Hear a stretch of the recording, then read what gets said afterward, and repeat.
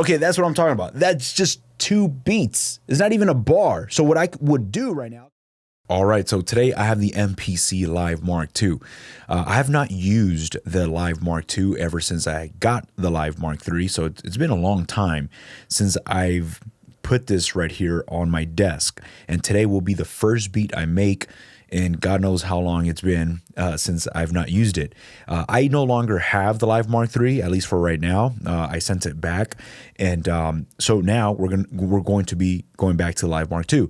I want to know how I feel with it. I want to know if I feel like I miss this, or am I going to feel now the void of having the Live Mark III? You know, because either those two things are going to happen. Is like, yeah, I didn't really need the Live Mark III, or I'm going to feel like, yeah, I kind of do want to have that Live Mark III now that I don't have it.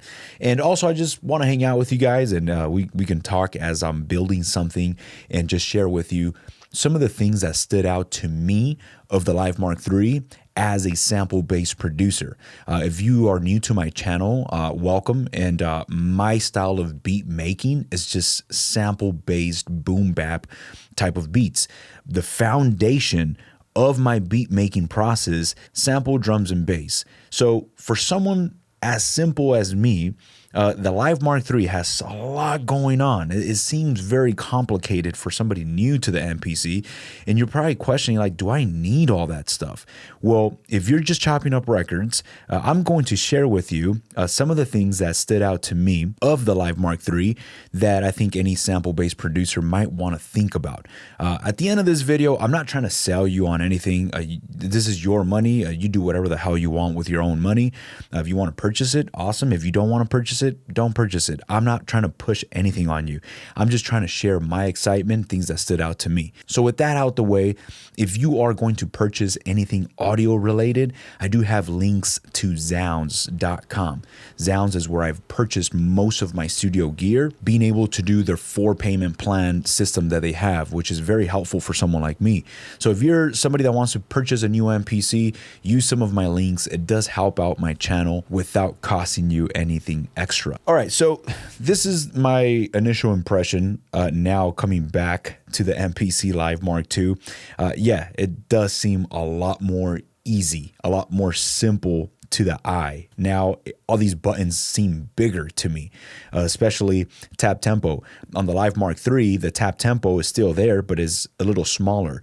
And if you see me make beats, tap tempo is a very important button for me because that's how I detect the tempo of any record that I bring into my MPC. I chop it up, I pitch it down, and depending on where I like the pitch to be, I'm starting to groove out, and as I'm grooving out, I like to tap tempo. So this is really cool to have. On the MPC Live Mark III is a very small button, so I do find it a bit hard to tap out that tempo, or sometimes I'll accidentally click another button. So now having this bigger knob right here, it does seem very cool. So that's just a little thing that I noticed right away as soon as I brought this back to the desk. So let's get right into it. And I actually have a record right here that we're going to sample. And as I'm sampling and I'm building this beat, maybe we can talk about some of the things that I really like about the Live Mark III.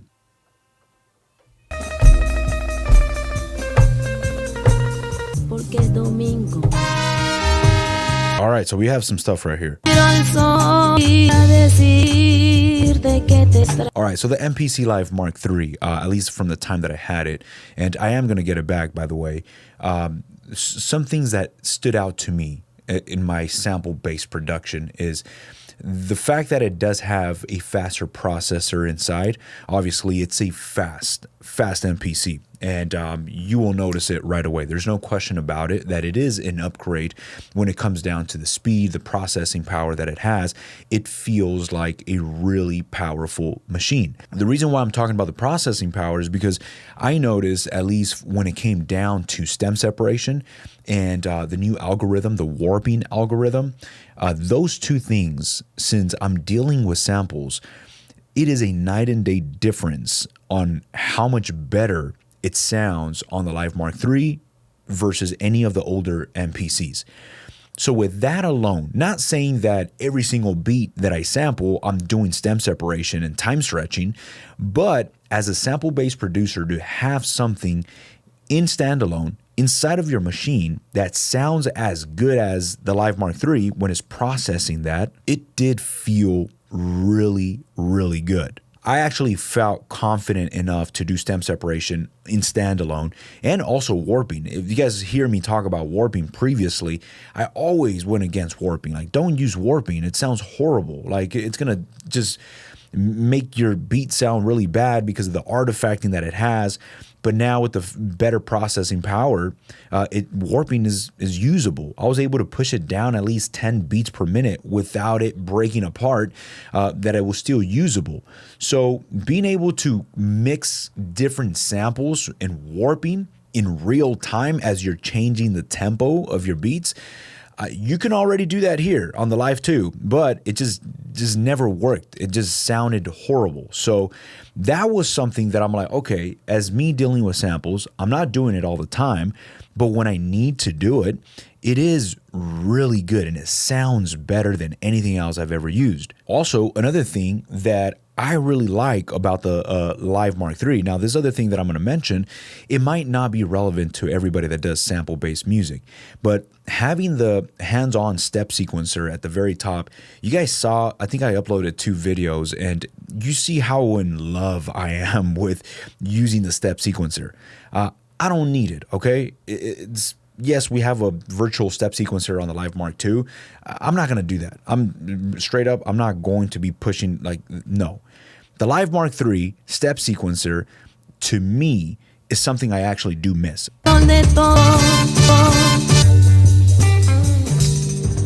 Okay, so look, let's talk about this right here that I'm going to talk about. You can use it on the Live Mark II if you get the Pro Pack.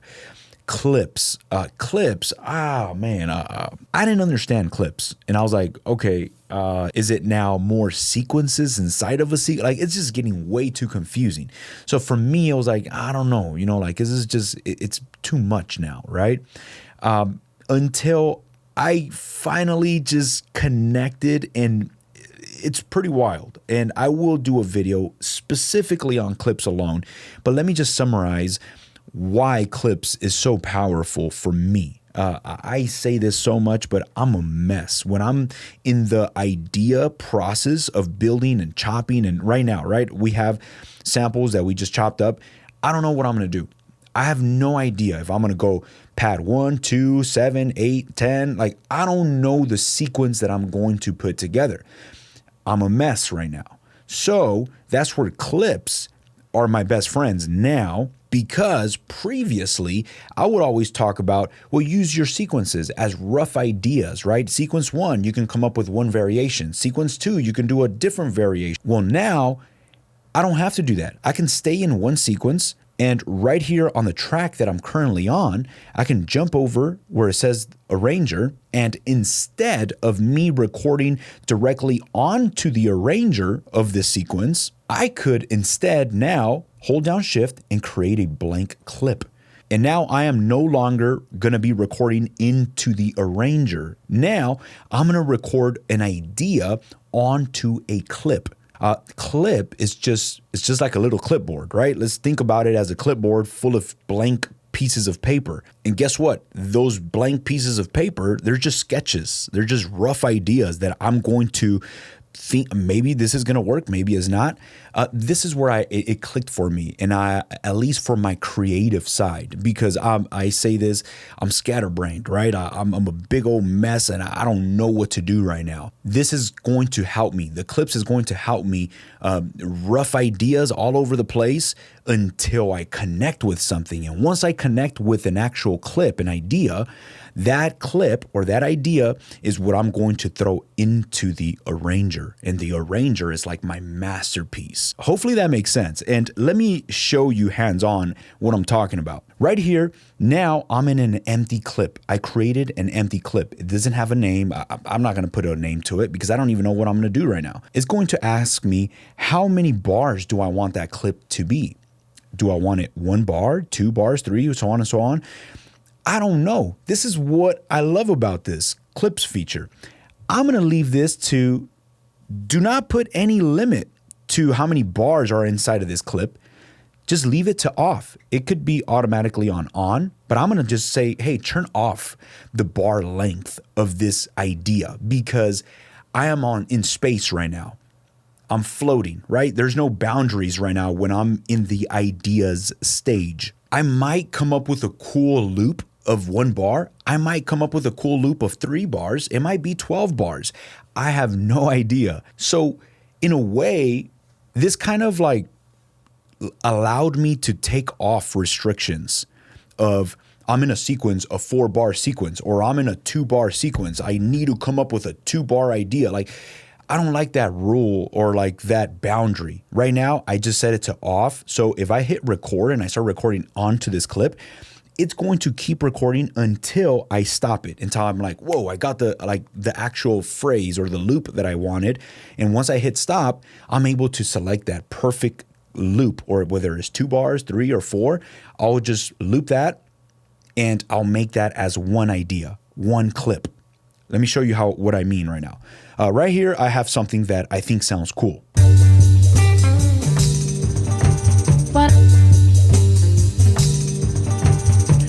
Oh, that sounds dope. All right, that's 1 bar, right? But I don't want just that 1 bar looping over and over. I want to add some variation, and who knows how many bars it's going to take me to break that monotonous pattern. Let me try something else. Ooh. Oh. Oh, okay. All right, so that's what I'm talking about. I'm gonna hit record and I don't know what we're gonna come up with.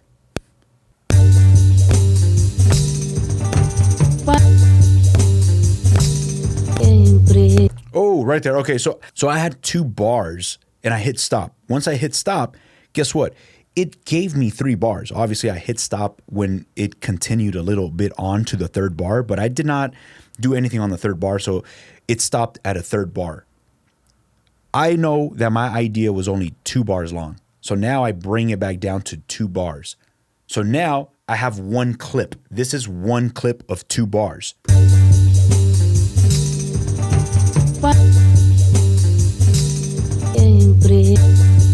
That's dope. Now, what if I'm like, all right, well, maybe in the middle of the beat, I want to switch it up to something a little different, just to switch it up. I can jump over to a different bank and then come up with different ideas.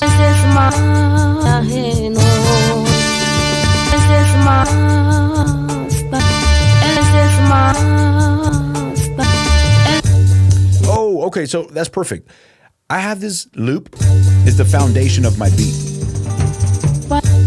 But every now and then I can bring this in.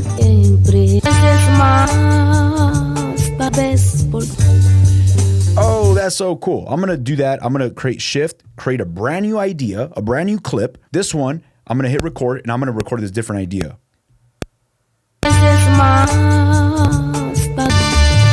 That's it. It's only 1 bar, but I'm going to use this 1 bar clip, and every now and then I'll toss it into the mixture just so I can switch it up a little bit. That's cool. I'm creating ideas right now. If we hit the clip's name, I have a bunch of different ideas, and these ideas are on the track.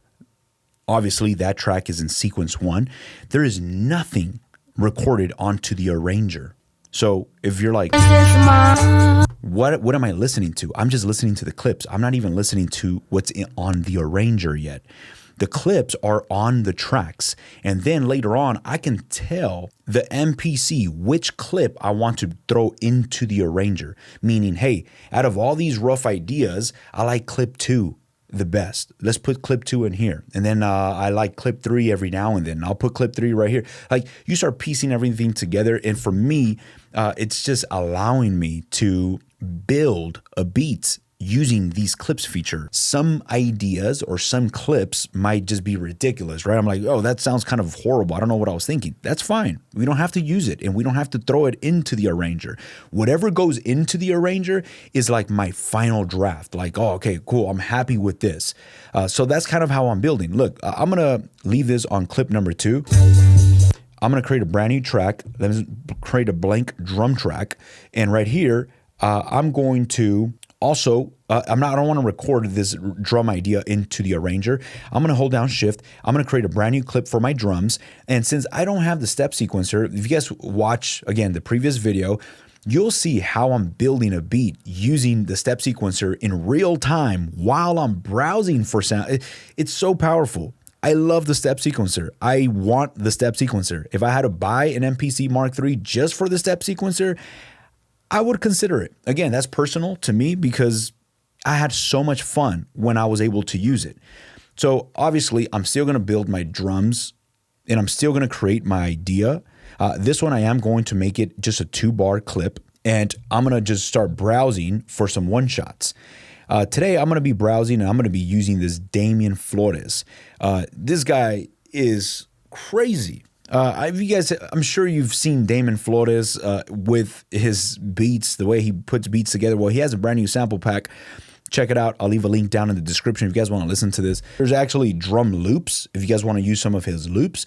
And there's also the drum one-shots.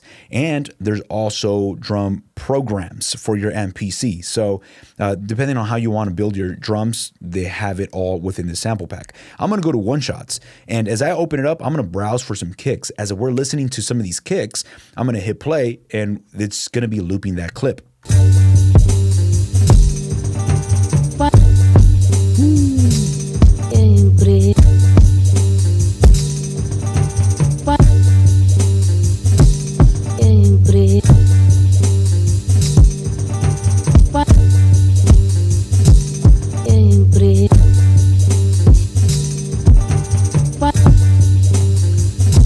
All the kicks sound good.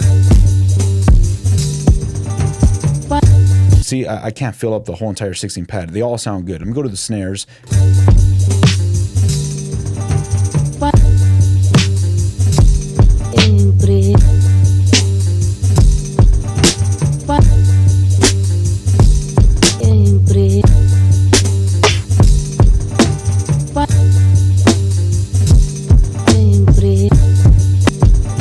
All right, let's start recording into this clip right here.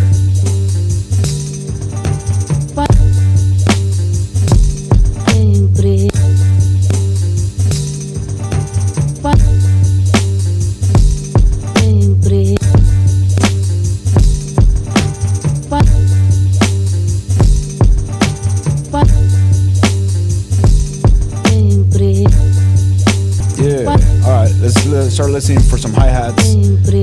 Go back, some hats. Oh.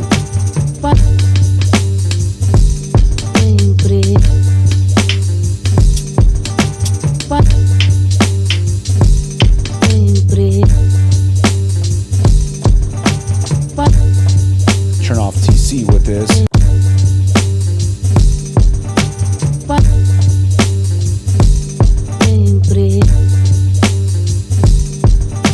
On this kick, I'm going to put Mother Ducker, and then on that sample track, on the whole entire program, I'm going to put Mother Ducker. Yeah.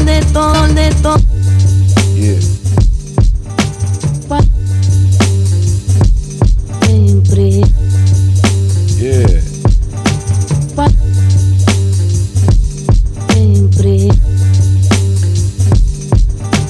All right, so now we have drums and a sample. Now I can jump back to the sample and now start thinking, or now that I have a drums to reference, I can jump back to the sample and start thinking of different clips or different ideas. Whenever I say clips, I mean ideas. Whenever I say ideas, I'm talking about clips.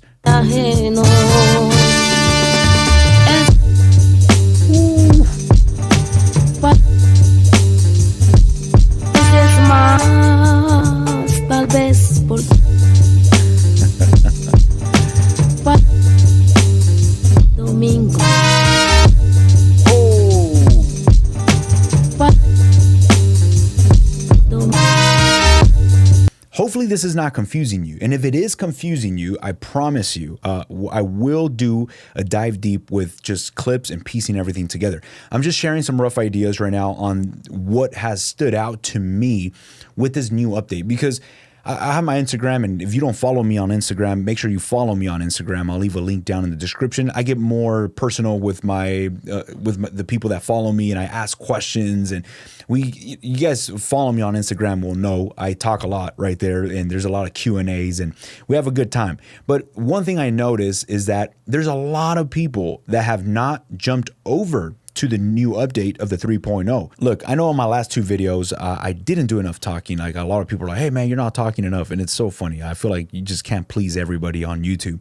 And it's just the way it is, right? But I just made more of like me making a beat. A lot of people appreciated that too. And it's like, hey man, like I feel like I'm learning a lot just watching you make a beat. I don't talk as much. I'm just putting tracks together.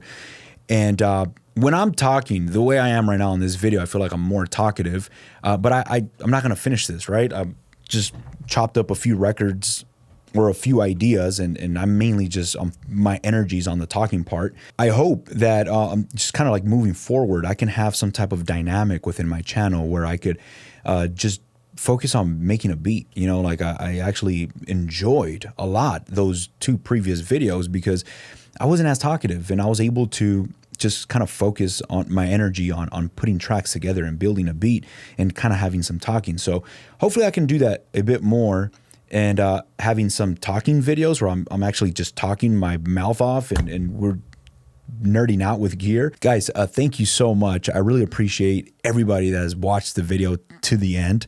And hopefully you guys picked up some stuff from here and just heard my opinions on the Live Mark III and all these updates. So guys, thank you so much. I'll catch you on our next one. Peace.